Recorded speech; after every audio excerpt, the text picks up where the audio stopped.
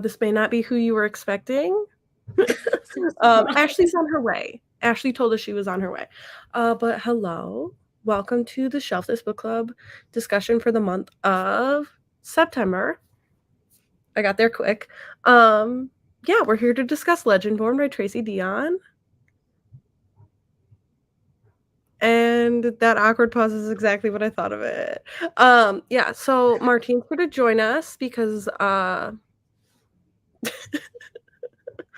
because you got nothing from this book.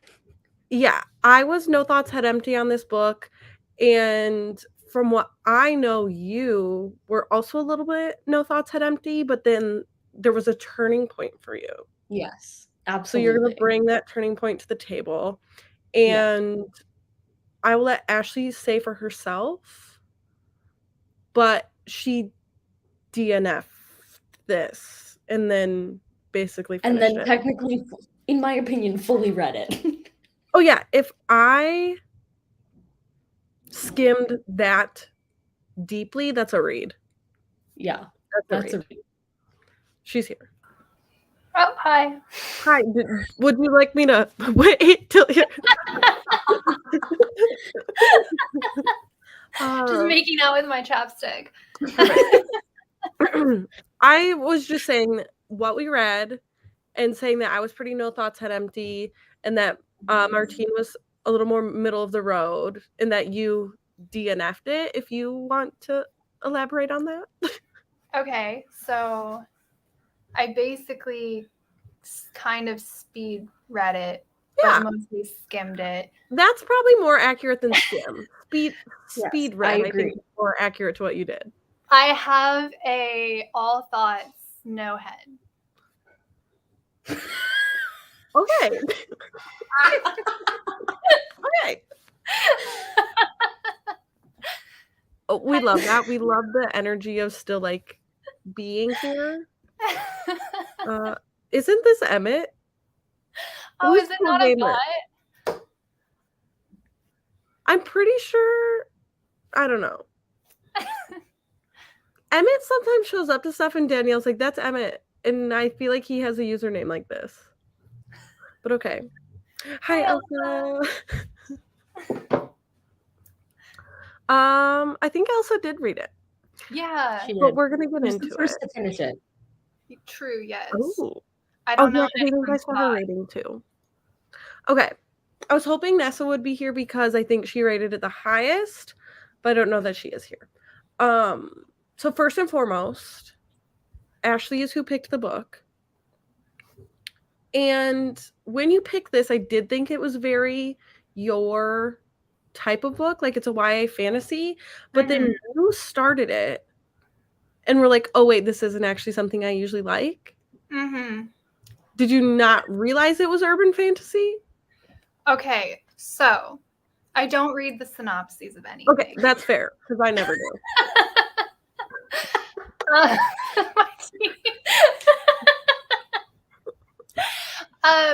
I added this to my TBR apparently in early 2021, and it has been a journey from me like adding almost anything to my TBR to then being like, oh, well, I like these genres, to then realizing, oh, I do have more specific tastes than just fantasy.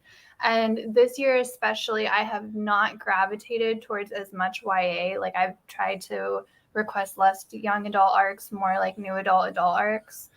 And I think I've maybe hit a little tiny bit of a fantasy slump. Like I occasionally want to read something else too.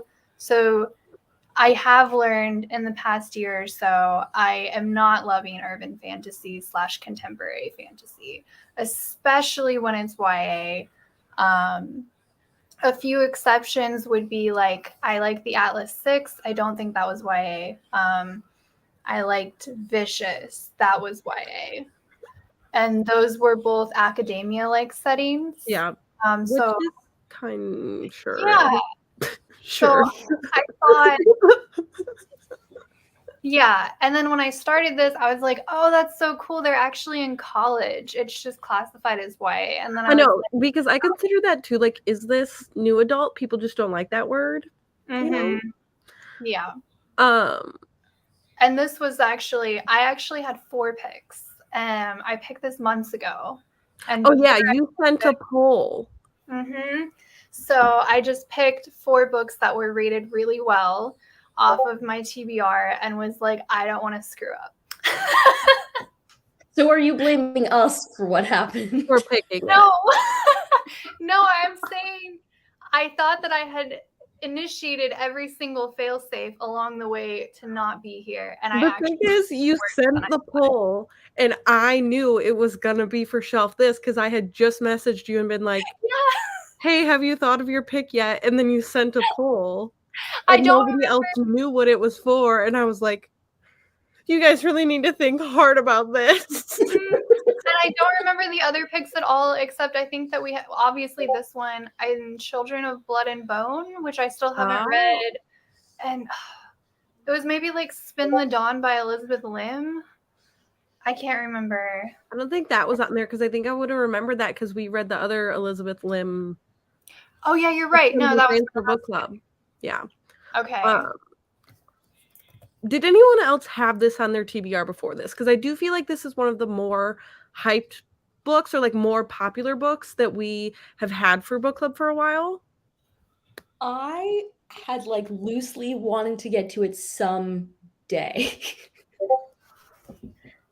At some Same. point. Because We've I've tried also it. only heard good things. Yeah. Almost every single review on my Goodreads from my friends is really high. I had heard mixed things, but I still like when you brought up the book and like we picked the book wasn't like, oh, I've heard bad things. But yeah, if you're in the Discord, I think we all know that as a lot of us started to read this, there was bad news bears all around. And so I think we should just say our ratings now. I think now would be a good time for that. Let us know what you rated the book. I will say mine. I usually don't say it first, but I will. I don't think anyone would be surprised. 1 star. This isn't like an angry, I thought it was disgusting bad, but it was just like no connection whatsoever. Like you could not convince me to be intrigued. Yeah. So that's where that's coming from for me, unfortunately. Ashley, are you rating it since you speed read it? Yeah. Yeah. I would have rated it had I DNF'd because I was almost at 50% anyway. But continuing to read it, yeah. Do you think it got better after you were like, I'm going to DNF what you read past that? That's a really good question. I think that the twist that they threw in all at the end were interesting. I kind of cared to find out like what was I really cared specifically because I sent that entire speech of what I thought the ending would be. So I cared from like a selfish level. That was so funny. Like you guys, I put the craziest things I could think of and they were like adjacently true. Yeah, they weren't like accurate, but they were like there. So I would say I had a little more fun at the end, and I was like actually like live blogging every single chapter, so that was kind of fun for me. But I would say there wasn't really a point where I was like, oh, this is I would have this would have been worth it. Yeah, there was only like a few chapters at the end where I was like, I feel like this had a really good potential, and I kind of lost it. So I did end up doing 1 star. Well, I haven't yet, but I'm going to. I gave it 3 stars. I saw that I cheated and went to Goodreads. I did see it too. That's why I'm happy you came. Because yeah, I just want to say with basically what Ashley just completely said is that I do not think it is okay for a book to be that long to be Yeah. interesting in the last little tiny bit. Yeah. Here's the thing. Yeah, it Here's was how my time- rating came to be. Yep. My rating was more of a like 2 for the first Okay. 50% of the book. Fair. At 50%, we start to pick up. There are a few moments that are good before that, but at 50%, we're really starting to pick up. By 60%, I'm invested. From Okay. 60% onwards, it would have been a 4. Oh wow. If the whole book had been like that, it would have been a 4-star for me. Okay. I'm So I I see landed what on you're saying. I see what you're saying. I do just want to mention, because I think that Ashley and I both did audio and that you read it physically. I do think I could have enjoyed it more physically, but there's no way I would have finished. Know what I mean? Like, it could have been like a little bit more intriguing to me, but in terms of hours it would have taken me to finish, to actually do it, wasn't happening.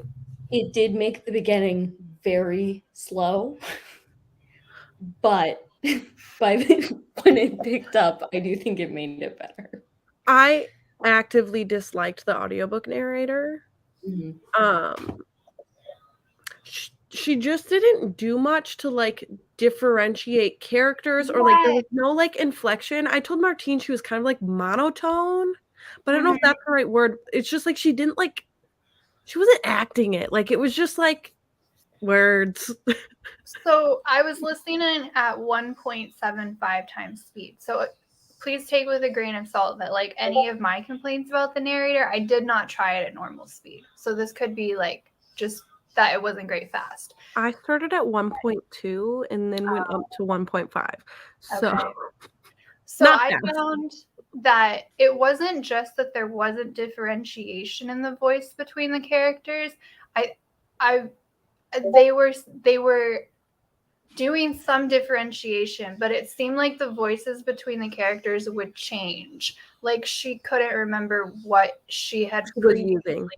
Yeah, and that made it really hard because I listened in audio for the first like 40%, and that's when we were kind of introduced to all of the minor characters. So for the rest of the book, I knew nothing about them. And so I switched to the physical, and I actually enjoyed reading it on my own more. But by that point, I was like, I have literally no idea why I lost Charlotte and so-and-so. Yeah, where it's like I read the whole thing with my eyeballs, and when you were like, that thing happened to Evan, I was like, oh, he's the one that was dating Charlotte, right? Yeah, I was like, who's Charlotte? None of these names ring a bell. Meanwhile, I was like, Alice is my favorite character, and Bailey was like, who's Alice? It's bad. I was so like, I was sitting and like there's certain tasks that I know are like a little harder for me to listen to an audiobook and do, but I was sitting doing like tasks that are usually like ideal audiobook and like trying so hard to focus on the story, and I still was like, what is happening? Yeah. Here's the thing. A lot of them were very common names, and so if I was just listening to them, it would have slipped right out. And even to be fair, like by the end, there were some secondary characters who I was like, I don't know what you're here for. Like Witty, is that their name? Didn't know what they were for. But then there were some secondary characters that like I knew and I liked. So it depended. The cast was too big for her to get everyone right, I think. Agreed. That's like fair. It was a big cast, and to be fair, I think that's the nature of if you're going to try to write characters for the entire round table, and then all of them have somebody extra with them too. Like it got out of control. Yeah, that's true as well, because it was kind of like if you would consider like Percy Jackson, how they had like the 12 cabins, but then imagining that each cabin had like a sub-assistant cabin. Yep. Yeah. I just want to make one more comment about the audiobook and then move on and read some of these comments. But I also told Martine that the way, and I'm sure it was the same way in the book because it was read that way, but it would like start dialogue being unclear who was saying it, and they would talk for like quite a while before you'd get like a context clue as to who it was. And then I'm like, but we just had this whole conversation that I couldn't like differentiate, and I'm not going to go back now that I know it was Cell saying it, or now that I know it was like, Yeah. I was so lost on the dialogue too, and in my opinion, that's poor writing. Like, that has nothing really to do with the audiobook because it was structured that way. I don't know why, but that was never a problem for me. Like, you just didn't notice it. Yeah. Yeah. Like, I knew who was talking. I knew But that's what what was I'm happening. wondering too, if because you had already connected to characters a little better, that you Oh, could tell that's Mhm. interesting. with, like, a 3-word context versus me needing, like, 4 sentences to get the context. I don't know how to explain that it may have actually been the audiobook because I feel the same way as both of you, and I didn't think about that until like reading the physical book. I could easily differentiate the characters, but with the audiobook, I didn't notice any tags. I'm sure she wasn't erasing them, but I don't remember them. Yeah. No, I don't think she was but it was like they would just show up so late. Yeah. It Like, could even be there that would the be writing a improved lot, yeah. throughout the book. And I do realize this is her debut novel. And the fact that they let her write a 500-page YA book for her debut is incredibly surprising to me. The complexity of this whole system reminds me, I wrote a paper for my first semester of grad school, and I was like explaining it all to my major professor, and she was like, that's a lot for your first semester to be writing that. I feel like it's the same thing with her debut novel. Like, somebody should have been like, that's a lot. Exactly, but I think it had a lot of potential, like the whole what she wanted to do with the magic system. I think that could have been really cool if it were shorter. Or even if it were actually more, I don't want to say academia based as in like, oh, more college, but I would have loved seeing them in the classes, like learning I about actually do think that would have helped the story. even the training, like when we had like the hot training scene, I we didn't literally skipped all of it. I don't know how many times I could just be like, I didn't understand any of this. Like, the magic to me was so, like, poorly developed. I don't know. Okay, I'm gonna go through these though. Liz said hi. Hi, Liz. We already read those. Good things about the book. And Elsa gave it 2 stars, Okay. but Gave it too. has never given a 1 star, which I do find interesting. What would a book have to do to give it 1 star? If that makes sense, Elsa. My, like, iconic 1 star that I always think of was People Like Her by Ellery Lloyd. Was that the author? And I was so mad, and I don't care. I'm gonna spoil that book again, Is and I that the spoiled it in my social media review. one? The whole maybe, yeah. So mute me. Then I remember your rant review about Mute this. me if you don't want to know a spoiler for that book. That whole book, the plot twist is that, like, the whole plot is that it is revenge on a child. Disgusting. I do remember your video about this. 1 star. Wow. Like, that to me is like, those are the kinds of books that deserve a 1 star. Usually. Yeah. Like, offensive. Yeah. I have given 1 stars to books, I think the same way that Bailey is in this case, books that I genuinely tried, and I was like, I have no idea a single thing that happened in this book. Didn't get it at all. This is her thing. I don't rate DNFs. I guess I just quit, which I think is a positive. Yeah. As well. No, and I should qualify, like, for me, yeah, and again, like Lizzie giving 1 star to problematic books, like nothing in this book to me nothing in this book to me was problematic, or like nothing in it where it was, there are some 1 stars where I'm like, I hated this book. I will tell everyone I meet to not read it. And that's not how I felt with this. I just didn't connect with it, and I didn't really have anything in the like CAW pile system that I loved. Yeah, I agree with that. Like, it's not, I feel like I don't know enough to be like, absolutely don't read it. But right, not connected to it at all. Yeah. I think for me, like, really, you were wondering the point when it turns over, but I think there was just like 1 question that really kept me going. And I think there was a certain point around 50% where I think that question became the most important question instead of something like way in the background, which is the question of like, why is she different? Like, why is her magic different? Because like in the beginning, it was like, oh, that's weird that she can do that and other people can't. But by the middle, it was like everybody else around her was realizing like there is something up with this girl. And then I was like, what's why? up? Yeah. Yeah. You were driven by the why. I did really like learning about the like different.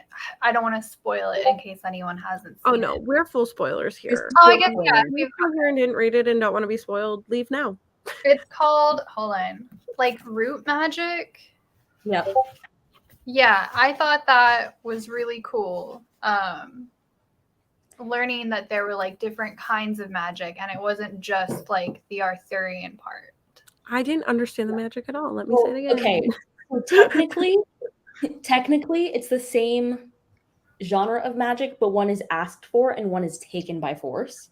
Oh, you're right, because of the blood spell. Yeah, so root, you're asking your ancestors for help with a specific task, but with bloodcraft, which is technically what the Arthurian people do, like the order does, you're forcefully taking the magic.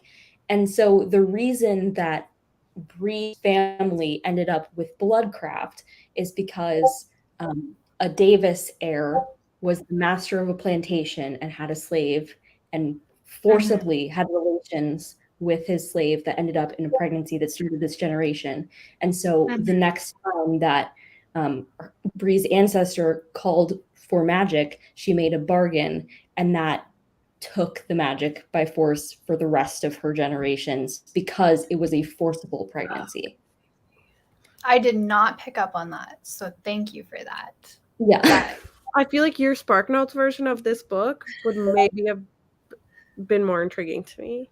Yeah, I'm like, oh, like there was a lot of thought that I just... Yeah, now that you can see the thoughts that I was thinking when reading it, you're like, oh, maybe now I can see why she did it, but I couldn't comprehend it in the moment. Yeah. Like, interesting concept, but the author didn't effectively describe it to me. And it was a very vague story. Go ahead.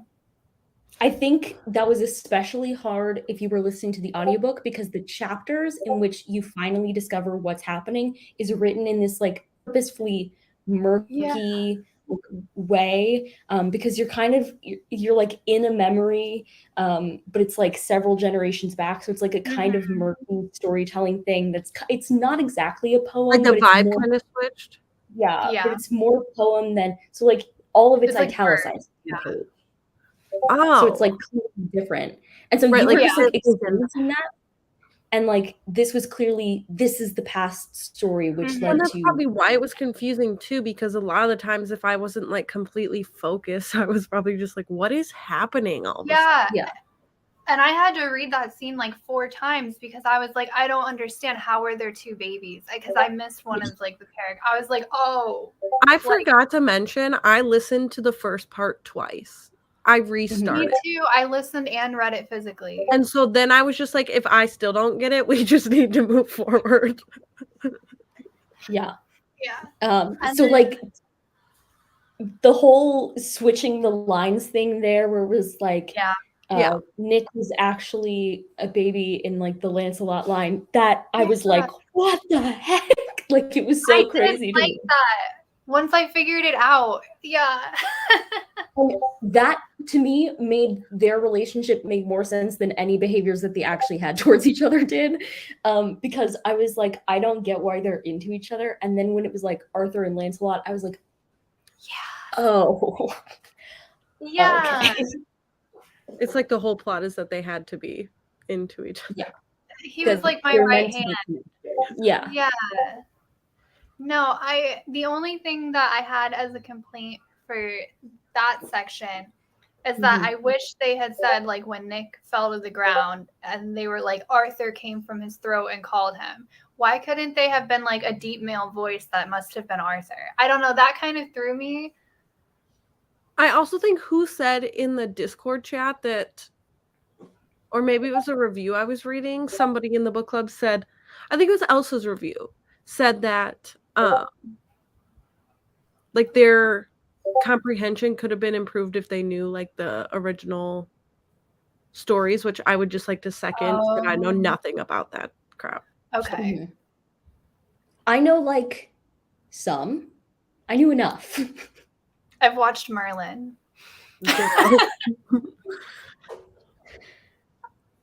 So again, like some of that just like went over my head also. I do like also when you have to have background knowledge of other things to like a thing, because I never have the background knowledge. Like you guys were talking about Percy Jackson earlier, and I'm like, what? Martine, I think you had something to say, and then I'm gonna say something about what Bailey said. So go ahead first. No, I totally forget. Go for it. I'm sorry. You're fine. Okay, so I actually did like a mini reading vlog for the first 50% until I gave up. And I just posted it on TikTok. And I was saying that one of the things that really got me is that I was laughing in the beginning because I was like, oh, like this could be okay. They're in college and magic system. I might really like this. Is that she would say things, you know, like, oh, we're getting Percy Jackson up in here, something like that, right? And I was like, oh, I love Percy Jackson. Like, that's so funny that they made that reference.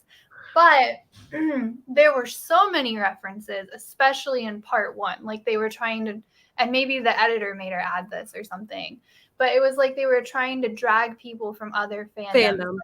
She told Alice, her roommate, like, oh, don't go all Hermione on me or something like that, right? For Harry Potter. There were multiple Jane Austen references, I think like a Star Wars reference. And what I noticed from that is that like I'm 28, so I'm like right on the border of millennial and Gen Z.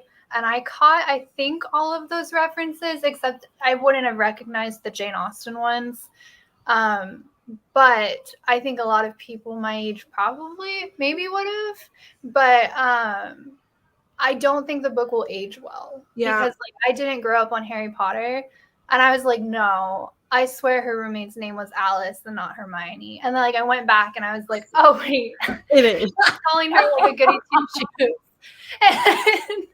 And so that kind of threw me, right? Because I didn't get it. And I feel like there's probably people younger and older than me who would have been like I actually think that's a good point, considering that this is supposed to be YA, that it probably already does miss a lot of those. Yeah. I don't know. I think generally what I'm seeing from kids that are the age that would read this now is that they do know like most of those things. And to be honest, there are sometimes when I notice there being a lot of references. This wasn't even one of them. Like that also escaped me. I was just like, yeah, that makes sense. Moving on. Right. Okay. So. Okay, yeah. And I mean, it could be that they're large enough fandoms that... I mean, all the ones you listed are fairly large. Yeah. I feel like I'm just harping on about the audiobook, but the narrator did pronounce a few things wrong also. And the one that I specifically, because I listened to it twice and noticed it both times in part one, is somebody had like chewing tobacco, and the brand name Wintergreen Skull, she pronounced as scowl. Oh. And I listened to it twice and was like, what? Wondering for Welsh was terrible too. I didn't make it that far. Yeah. I will say too. I was going to say, I think the use of Welsh increased throughout the book. And so, yeah, me too. And so you listening to the audiobook, like I could just look at that and be like, okay, I don't know how you pronounce that, but I see the context that it's in. And you were just like, what did she just say? Yeah. Yeah. What was I going to say? Sorry. Oh, that there was just a lot of terms used also that I feel like you assume fantasy readers are reading this fantasy that you wrote, so you assume that they know some of these terms, but like I do not. And so I feel like they weren't explained that well. Like what? I don't know. All the magic-y words. I was so lost in the magic because I had no idea what she was talking about. Like she made up her own magic-y words for things. Okay, but then still didn't describe them. I don't know which things you're talking about. Like if you're talking about Ether, is that how you pronounce it? I don't know. Yeah, It's like I thought it was either. Oh no, I have no idea. I don't know. But It's pronounce it I as didn't like listen to it. Yeah. How did she say What's it? That mean? Okay, so it's like the physical manifestation of their magic. So like kind of like that's what energy. Bree can see that other people can't, is the magic working. Like the other is the magic, but it's that's like the the cover. visuals of it. So like, yeah, on the cover, that's Ether. So it's like her pew pew kind of. Yeah, exactly. And that's like, and one of her special powers was that they also had like a distinct scent, and that's how she could tell that like somebody had done a casting, because like Cell's Ether had a particular smell, and like so and so's had a. Yeah. You are my understanding. Yeah. I feel like we needed a Martine. Can we go back chapter by chapter and you can explain it to me? Do you want a quick summary? No. I can give you a quick summary. She said no. I do have to say, there are two main things that I really didn't like about this book, aside from how slow the beginning felt. Okay. One, the relationship. Didn't care about them at all. Didn't give a single crap about that. It wasn't. Okay, hold on though. There were a bunch Mhm. of like Legendborn apologists on TikTok, and they were blaming readers and saying like, I'm so tired of everyone making this book about the love triangle before we started reading, before it was even our book club pick. And I was like, wow, is this going to be like a really good love triangle and I'm going to be like obsessed with it and not pay attention to the plot? I'm going to feel so bad. And I started reading it and I was like, who is obsessed with the love triangle? Like, who are they writing these about? But go ahead, I'm sorry. It took me so long to figure out that she and Nick were supposed to be interested in one another. Yeah. And like it's clear that they're setting up for something in the second, especially because the cover of the second book is Bree and Cell on it. So like something was building towards the end there. Bailey's like, let me go look at this. I'm clicking. Here's the thing. Oh, go ahead. No, go for it. I was because I'm about to switch topics completely. I could have liked the romance between Bree and Cell because I specifically have one trope that I really, really, really like, and it's the what's it called? The false romantic lead. I love not knowing who the romantic interest is. Like you just like Sarah J. Maas. Yeah, there are some things with Sarah J. Maas where it's like, oh wait, I didn't like that in her book and I don't like it in this book either. Like the like all powerful for absolute like every power this character it traces back to them. I didn't like that in Sarah J. Maas books either. But yes, it was giving like Rhys-Ann Tamlin vibes a little bit. Yes. Yeah. I think if he had stopped calling her little girl every other chapter, that's like a personal ick for me. Once you pointed it out, I was hearing it. But yeah, go ahead.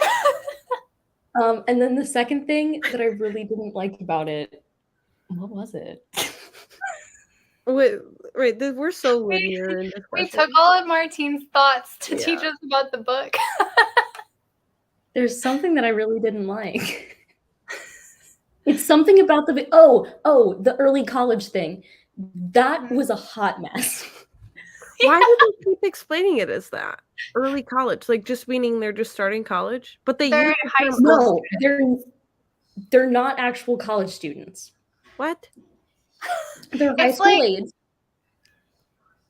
They're accepted into this program, early college. When I started this book, I thought my impression when I started it was, oh, this is a summer program. They're going to take classes, do stuff. All of a sudden, they're talking to people and they're like, well, they're a junior in college, so it makes sense. And I'm like, what are they doing here? And so like my understanding of it, Bree's a first year in the EC program, but you do 2 years in that program. It's a second year. And that's why he was assigned to be her mentor. I literally was like, oh, early college. You go to college for 4 years. She's in her first 2 years, so it's early. It's a program. I thought that too, Bailey, because when I was in school, right, like we had like these 3 freshman dorms that all of the normal freshmen lived in. And like right like across the street was this huge building they called Gatton Academy. Like upper freshman. it was like in early colleges and like these kids graduated at 16 and like they were the butt of the joke at our school because you would meet them and they'd be like, I'm 16, I'm Rebecca, I'm a triple major and I have a 4.0, like a 4.3 actually. I just started. And like they'd be like, I know 7 languages. Anyways, I'm a Gaddon student. And and that's what I thought was happening here, but it wasn't. No, and it was really unclear and it was like different at different points of the book. I felt like, and that was confusing me so much because then at the beginning I was like, oh, so everybody's about this age. They're like 17, 18. Well, and now all I'm of a sudden, yeah, now all this information Cell is is way older than that. Not way older than that, but like he's older than that because Cell is a junior in college. Yeah, but he's only 18. No, he's older than that. No, Cell I is like Googled 20. No, hold on. I swear it said he was like 20. Selwyn Kane, he's 18 in both books. No. I don't get it. That's why I thought not only was it an ick that he was calling her a little girl, but he was literally less than 2 years older than her. And I'm like, yeah, little girl. She's short. So like I honestly think one of the most like confusing parts for me was this whole EC thing because I think she wanted to be set on a college campus but wanted to be able to call it YA. But then like I don't know if her editor wanted that or what, but whoever wanted that then didn't make it consistent throughout, and that made it so confusing. I wonder if it was written differently and her editor made her change it, and that's why. That's the feeling what you're picking up on. I think it's a 500-page book. Reading it, like I am not trying to demean YA and say like by any means that you can't talk about serious topics in YA. I don't mean that at all. But like reading the author's note where she's talking about how like she wanted this book to be about like trauma, about grief, like multi-complex trauma, about like systemic racism, like intergenerational trauma. She went over so many different things here and it felt very adult. Like her purpose was more than like what she even reached in her book. And it's 500 pages and also it's set on a college campus. It feels like her agent maybe was like, this is good, but it needs to be YA. And so it felt like they went through and they did a rough edit after the edits and we're like, okay, they're at a bar, they're at a beer garden, like make it a bad bouncer. Like it just felt slapped together. Yeah, I bet it was. I bet she wrote this completely differently and they tried to change the age demographic. That's how it reads to me because that was so confusing. I can't this explain is a how word I also don't know. What is a scion? Like this is the words that always I'm like, what does this mean? So basically, originally at the beginning of the legend, you have the round table and you have the Knights of the Round Table, right? And this group, the order, has traced down their lineages like all through the generations. Okay. And at each current generation, there is one person in the family who's like eligible, and they are the scion. And so basically the scion is like, you inherit the powers of that knight if you were called. So the scion is like the person who represents the family at this point. Yes. And so like Nick was originally thought to be the scion of King Arthur. Mm-hmm. See, and these are all the references that like just don't make sense to me. That's fair if you weren't familiar with the legends. Yeah. And so to be called, it's like this magical thing where they awaken the powers in you.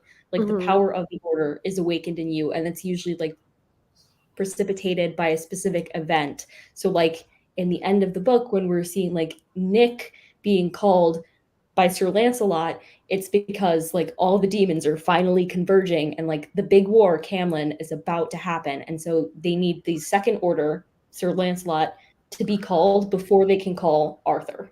Because in the legend, Lancelot is like kind of like the highest knight to Arthur. None of that made sense to me when I was there. And like the different knights are ranked, and so they call scions one at a time and in order. So like for generations, some generations they'd only get up to like the 6th scion.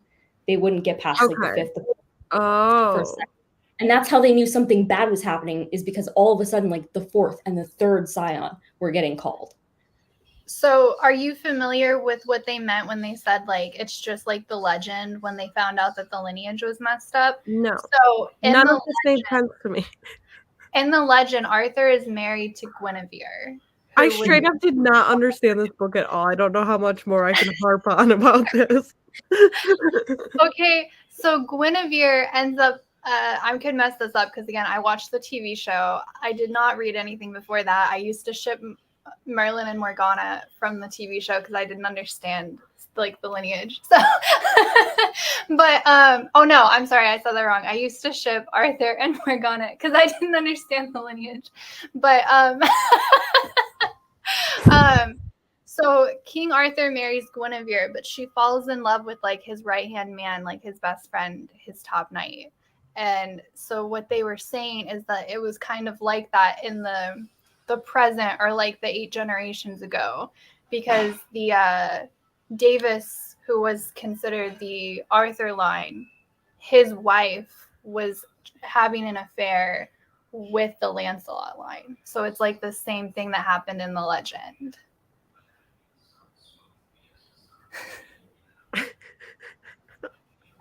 It's too much. It's too much. I tried. I just want to say that this adds up. I used to live near BYU, and I've heard the craziest stories about that school. Elsa, I don't have any, like, coconuts to hit together, but Oh, okay. I don't understand. We don't need to explain any more things. To sound like horses galloping. I get it now. I've seen, like, a Monty Python movie once. I don't have any other, like, strong points to I'm gonna read the second book.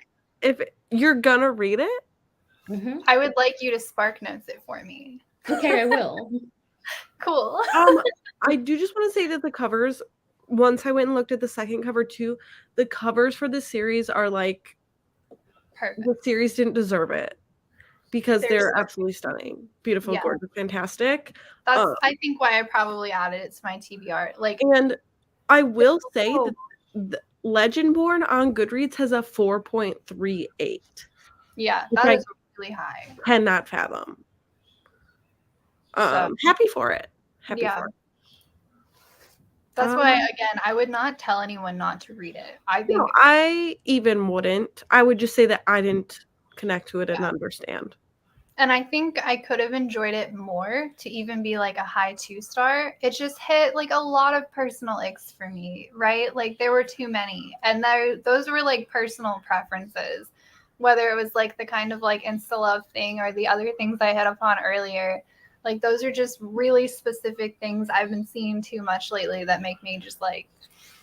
I do wish that Nessa was here to defend her 5-star. Yeah, I wish we had wondering if what she would say, that I would be like, yeah, that was like a good point. So Nessa, if you're watching this back, tell us. I mean, I know that I definitely liked how diverse the entire cast of characters were. Agreed. It was a large cast of characters. Greer, I loved them. Yeah. Who? I know who you're talking about, Martina. Greer was one of the pages who was like competing alongside Bree. Okay, I actually think I remember them. Yeah, they were just really witty, and they were never really around, but when they were, I was like, okay. It was great. Actually, that whole thing is just reminding me that like I couldn't follow the competition aspect. Mm-hmm. That's because it got rushed. I was very lost. Okay, this was really fun. One final thing that I think he's trying to get out. If there were Percy Jackson comparisons, I think it would have been really cool to market it more.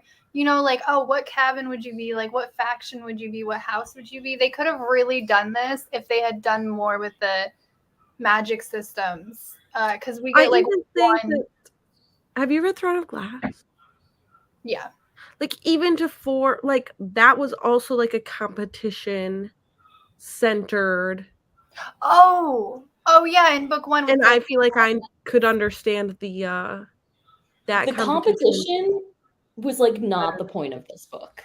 No, but it should have been. I felt like I thought it was supposed to be the point because I didn't understand. That was like, I think that was like a purposeful misdirection. That's fair, like kind of. Yeah, but I was trying to focus on it and was mad that I couldn't because what you're saying is like it wasn't the point, so it was like kind of half-assed, but it's like, but I was trying.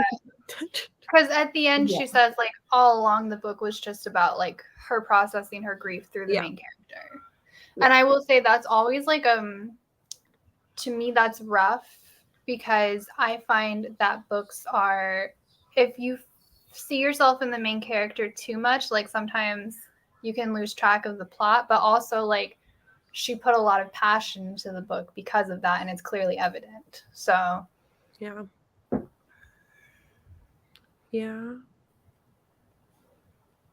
I mean, I feel like I don't have much commentary on like what you said of like what should and should not be in YA, like hard topics in YA.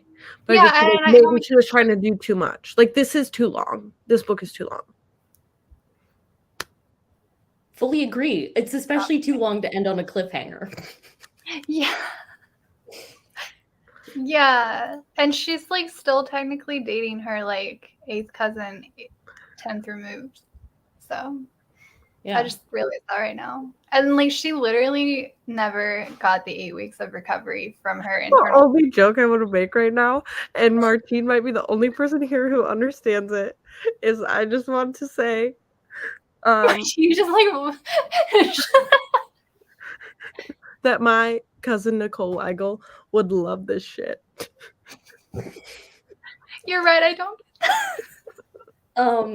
I just wanted to say there was a point though that I was really worried when she was like telling the backstory. For a second, I thought she and Nick were fully related. Oh, like and I was going to be like, this was going to be a City of Bones. Cassandra Clare. Yeah, that's another series I won't finish. Yeah. Okay, I'm ready to wrap up my thoughts on this. Okay, me too. No book in October, so no book club in October. And then in November, you can come back and join me for my pick, which is, what is that book even called? The Nora Roberts one. Who picked The Lost Causes like 2 years ago? Nessa. I'm working on that soon. Okay, let me know when you're reading it and I'll make the chats live again. Because I just hide them. Oh, cool. Okay. So I can just like make it where you can see them again. Cool. Yeah. Okay. I'm like very slowly. I caught up in my other book club, so now I'm like.